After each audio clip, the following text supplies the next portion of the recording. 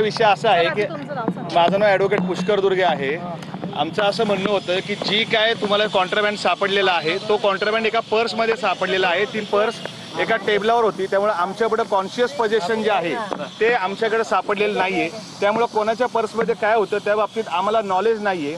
आणि at the same time जे कोण आरोपी आहेत ज्यांच्या पर्समध्ये हे जे कॉन्ट्राबँड सापडलेलं होतं त्यांना पोलिसांनी सुमोटो MCR मागितलेला आहे आणि आमच्याकडे कॉन्शियस पोझिशन नसताना सुद्धा ते आमची पोलीस कस्टडी मागू शकत नाही। त्यामुळे फर्दर कस्टडी जस्टिफाईड राहणार नाही। अशा कंडिशनमध्ये आम्ही MCR ची मागणी केली होती। ऑलरेडी न्यायालयीन कोठडी दिलेली आहे, त्यांना ऑलरेडी न्यायालयीन कोठडी दिलेली आहे। आमच्याकडे काय तपास करायचा आहे त्यांना?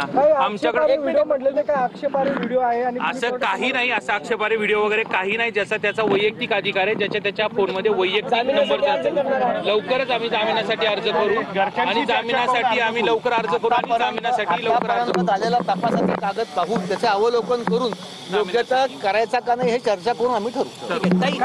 काय कोर्टाने परमिशन दिली होती बोलण्यासाठी, बोलणे काय समोर आलं? माझ्या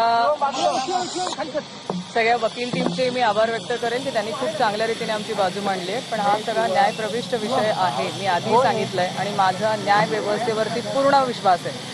जे काय असेल ते सगळ्या रीतीने सगळं सत्य समोर येईल। 2 दिवसापासून आर्ग्युमेंट तुम्ही ऐकताय, पोलीस रोज काहीतरी खोटे दावे केले जाते असं तुमच्या वकिलांचं म्हणणं होतं। आर्ग्युमेंट आज पण वेगळे आर्ग्युमेंट न्यायप्रविष्ट आहे, त्यामुळे त्यावर बोलणं योग्य होणार नाही। पण तुम्ही त्यांच्याशी बोललात का? कोर्टामध्ये काही वेळ दिली होती त्यावेळेस त्यांनी काय सांगितलं? हे सगळं न्यायप्रविष्ट आहे, त्याच्यामुळे याच्यावर आज रोजी काही बोलणं कठीण। थँक्यू। तर माझा न्याय व्यवस्थेवर विश्वास आहे असं रोहिणी खडसे यांनी म्हटलेलं आहे।